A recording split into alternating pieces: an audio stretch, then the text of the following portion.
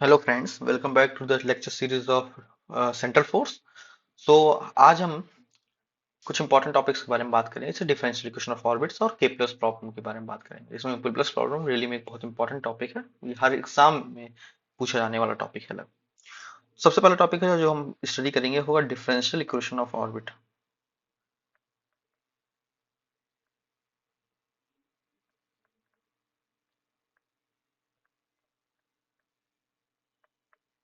Okay,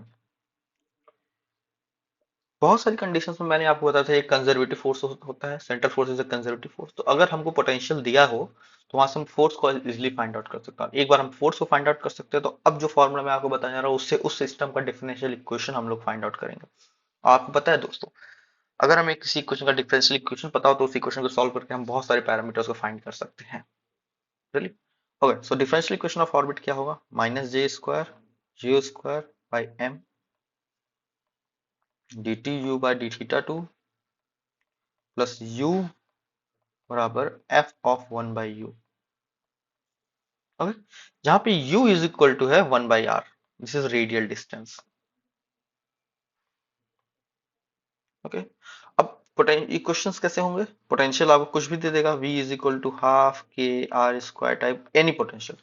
इस potential से आप फोर्स फाइंड आउट करेंगे और इस फोर्स को इस डिफरेंशियल इक्वेशन में पुट करके आप फर्दर चीजों को निकालेंगे। Okay, remember, u is equal to one by R होता है। इस बात को याद रखिएगा। ठीक है, ओके। अब डिफरेंशियल इक्वेशन फाइंड आउट करने के बाद आप कुछ भी पता कर सकते हैं। अभी कुछ एग्जांपल्स से हम लोग बाद में इसको देखेंगे। ओके, फर्दर प्रोसीड करते हुए जो अगला टॉपिक हमारा है वो है के प्लस प्रॉब्लम।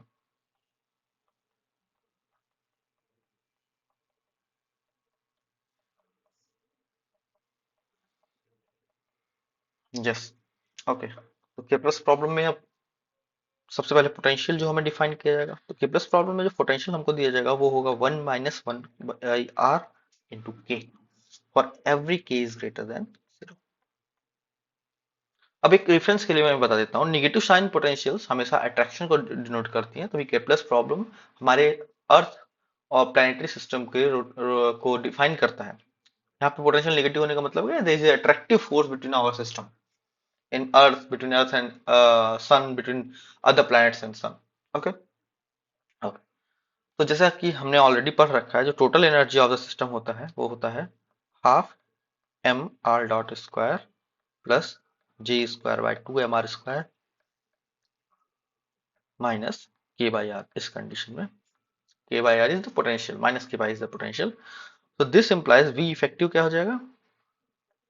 हमने इन सभी पॉइंट्स के बारे में प्रीवियस लेक्चर्स में बातें की हैं, आप वहां से इस चीजों को देख सकते हैं। तो वी इफेक्टिव हमारा हो जाएगा J square upon two M R square minus K by R. Okay, तो हमने इससे पहले एक प्लॉट्स, पोटेंशियल प्लॉट्स का एक वीडियो किया है जिसमें हमने पोटेंशियल्स को वर्सेस डिस्टेंस ये ड्रॉ करना सिखाया है, प्लस फेज स्पेस डायग्राम्स को ड्रॉ करना सिखाया है बहुत ही थ्रॉली। तो आप उसको फॉलो कर सकते हैं अगर आपको आगे के स्टेप समझ में ना आ रहा है तो। तो वी इफेक्टिव को ड्रॉ कर किया जाएगा यहाँ पे। तो जैसे जब हम लोग वी इफेक्टिव को ड्रॉ करेंगे यहाँ पे तो हमको कुछ इस टाइप का प्लॉट दिखेगा।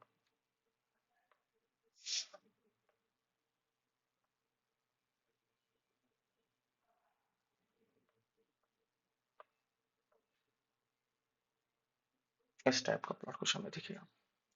ओके, जहां भी हर पॉइंट का अपना एक सिग्निफिकेंस, जैसे ये दिस इज वी इफेक्टिव,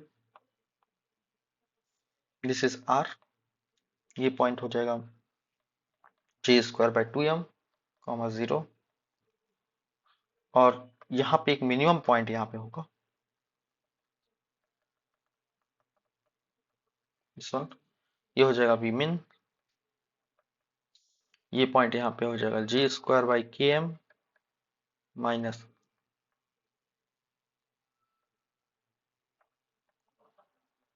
के square M by two J square. Okay, ये हमारा इफेक्टिव पोटेंशियल प्लॉट यहाँ पे हो जाएगा। तो अब हम इस इफेक्टिव पोटेंशियल को जब सॉल्व करेंगे, ओके, जब इफेक्टिव पोटेंशियल को हम सॉल्यूशन फाइंड आउट करेंगे by using the differential equation, by using the differential equation that I showed above, तो हमको क्या मिलेगा? J square by mk by small r is equal to 1 plus a j square by mk cos theta. This is the solution of k plus problem. ये हमने ऊपर का यही differential equation solve करके ही हमें k प्लस प्रॉब्लम का solution मिलेगा। Potential हमको दिया है, इस पोटेंशियल से हम फाइंड आउट करेंगे f और इस f से हम फाइंड आउट करेंगे ये डिफरेंशियल इक्वेशन। ओके, आप इस पे वर्कआउट कर सकते हैं, बहुत ही कॉम्प्लेक्स चीज भी नहीं है। ओके, तो यहाँ पे हम इन चीजों को ऐसे डिफाइन कर देते हैं। Yes, okay. अगर एक टर्म यहाँ पे मैं इंट्रोड्यूस कराता हूँ, that is called eccentricity.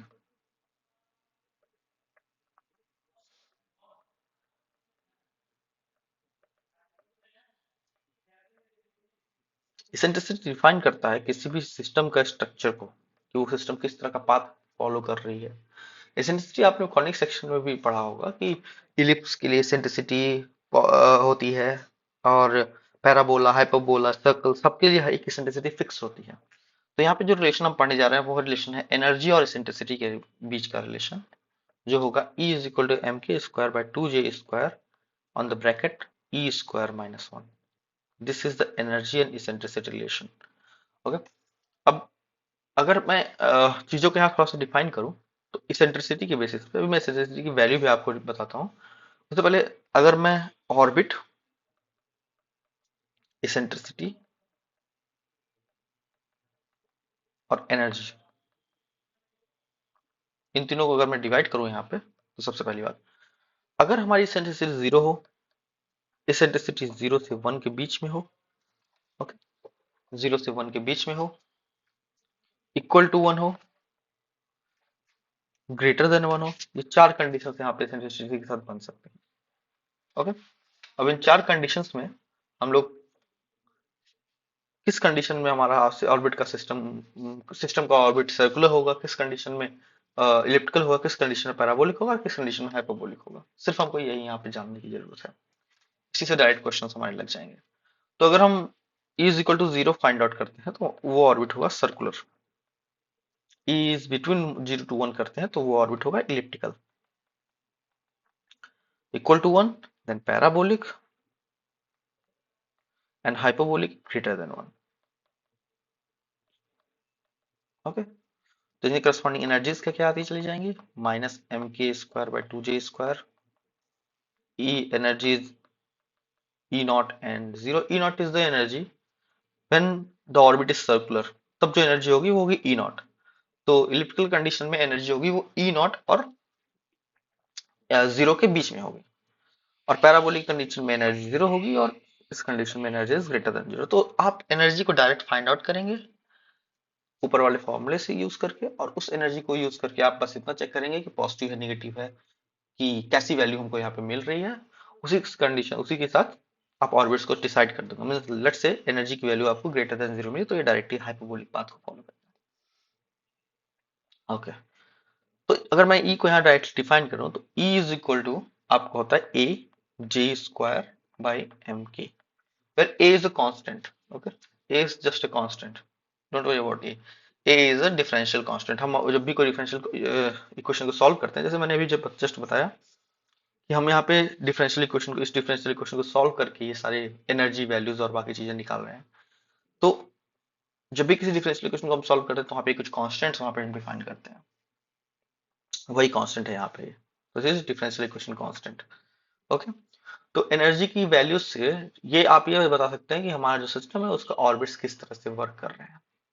Okay, ये बहुत ही सिंपल सी कॉन्सेप्ट देखने में लगती है। ओके, अब हम कुछ फर्दर कुछ और इंटरेस्टिंग चीजों के बारे में बात करते हैं, जैसे केपलर्स लॉ। केपलर्स लॉ,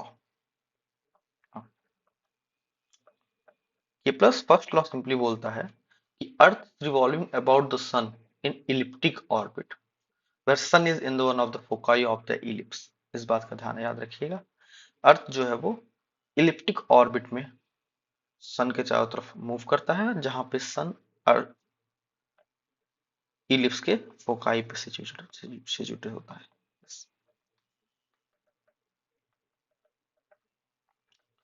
तो ये दो फोकाई है इलिप्स का। अब अर्थ इन दोनों फोकाई में से किसी भी फोकाई पे हो सकता है।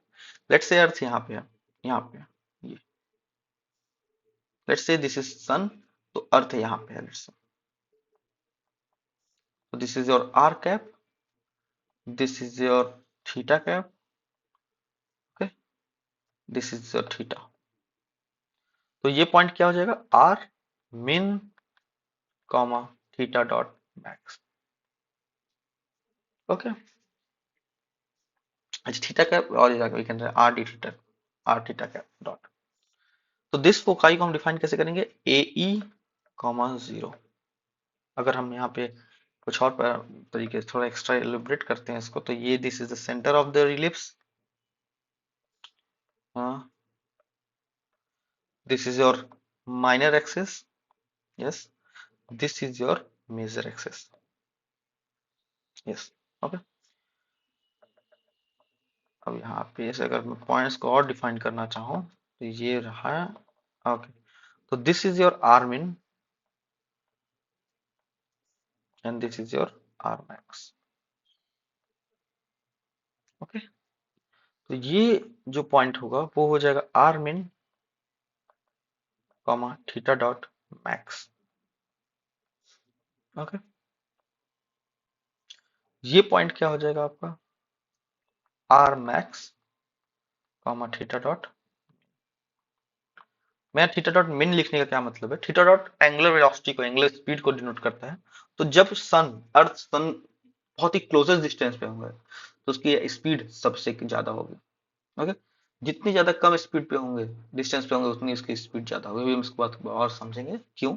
इसलिए यहाँ पे थीटा डॉट मैक्स मैंने लिखा है और यहाँ पे थीटा डॉट मिन लिखा है। जितना दूर सन अर्थ सन से ज्यादा रहेगा उसकी स्पीड उतनी डिक्रीज होती जाएगी, ओके। ये सारे पैरामीटर्स मैंने यहाँ पे दिखा दिए हैं आपको कि ए बी आर मिन आर मैक्स क्या क्या है, ओके। तो जैसे कि आप लोगों ने जान देखा कि this is Y axis and this is X axis, तो ये एक इलिप्स है।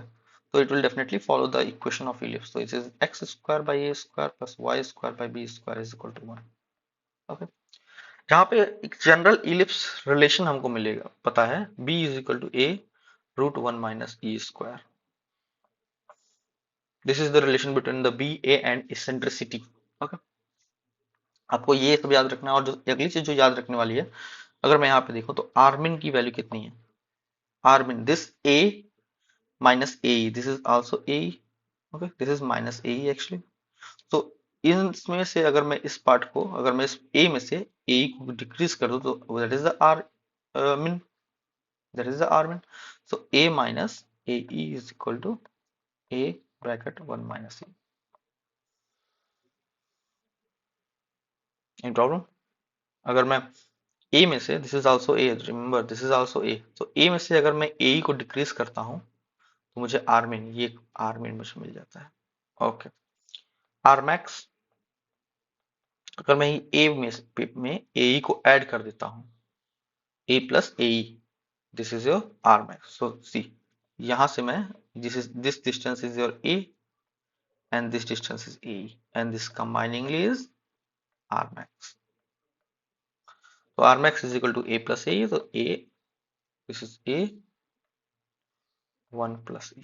तो आर मिन और आर मैक्स ये आप बिल्कुल ही याद होना चाहिए, ओके। ये आपको बिल्कुल याद होना ही चाहिए। और इस सिस्टम की टोटल एनर्जी क्या होगी, माइनस के बाई टू है, ये भी आपको याद करना है। दिस इज फॉर के प्लस प्रॉब्लम की बात कर रहे हैं हम, दिस इज माइनस के बाय टू है, माइनस के बाय टू है। This is the first rule, first law of के प्लस। सेकेंड लॉ और भी इंटरेस्टिंग है। स्टार्टिंग में हमने एक चीज डिराइव किया था, the areal speed is a constant, areal speed is a constant. इसका मतलब क्या हुआ, area swept by the line is constant in a central force, means ये जो लाइन हम यहाँ पे डिफाइन किया है,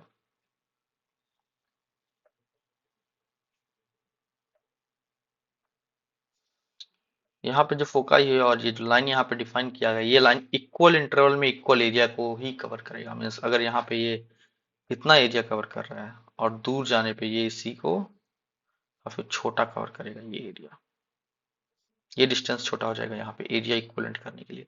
तो ये एरिया 1 और एरिया 2, ये दोनों आपस में इक्वल होंगे। This is the area constant thing. Okay, हमने स्टार्टिंग में इस चीज की बात कर ली थी। तो if this area is A1 and this area is A2, तो सेकंड लॉ बोलता है कि dA1 by D2 dt1 is equal to dA2 by dt2 is equal to J by 2m। This is a constant. Okay, area velocity is constant. मैं again इस statement को repeat कर देता हूं। Equal area will be swept in equal interval of time. This is the second के plus law. Okay, अगर मैं third के प्लस लॉ की बात करूं,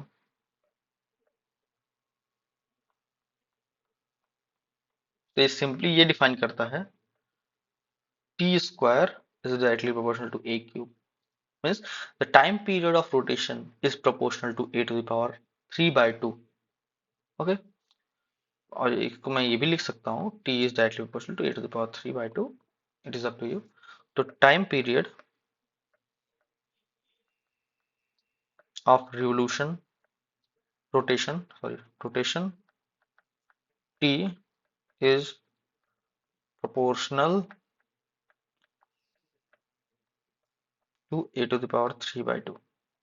ओके, अगर मैं इसका कंप्लीट फॉर्मूला लिखूं तो मेरे पास हो जाएगा T square is equal to 4 pi square M by K A cube. Okay, yes. Okay, एक बहुत ही इंटरेस्टिंग और बहुत ही छोटी सी बात है यहाँ पे। हम सब जानते हैं कि earth and sun makes a two body system. तो अगर टू बॉडी सिस्टम है तो टू बॉडी प्रॉब्लम समझ पे वो यूज कर सकते हैं। तो टू बॉडी प्रॉब्लम्स का मतलब क्या हुआ, कोई दो पार्टिकल सिस्टम हमारे पास और इनके बीच हम मैकेनिक्स का यूज कर रहे हैं, जैसे सेंटर ऑफ मास का। कोई भी दो पार्टिकल सिस्टम हमारे पास, तो यहाँ इसका जो सेंटर ऑफ मास हम लोग फाइंड आउट करेंगे वो होगा m1 r1 vector plus m2 r2 vector upon m1 plus m2। और अगर ये कॉन्टिन्यूअस डिस्ट्रीब्यूशन है तो radius of centre of mass हो जाएगा integral r dm upon integral dm। Okay, yes. यहाँ पे रिड्यूस्ड मास का भी कॉन्सेप्ट इंट्रोड्यूस होता है। reduced mass two particle system में mu is equal to m1 plus m1 m2 upon m1 plus m2 पर। तो ये कंडीशंस जो हैं वो सन और अर्थ के बीच में भी लागू होनी चाहिए, पर यहाँ पे एक डिफरेंस देखने को हमको मिलता है। Let's say ms is the mass of sun और me is the mass of earth, तो रिड्यूस्ड मास क्या हो जाएगा, ms by me upon m1 plus m2, और सॉरी me plus ms।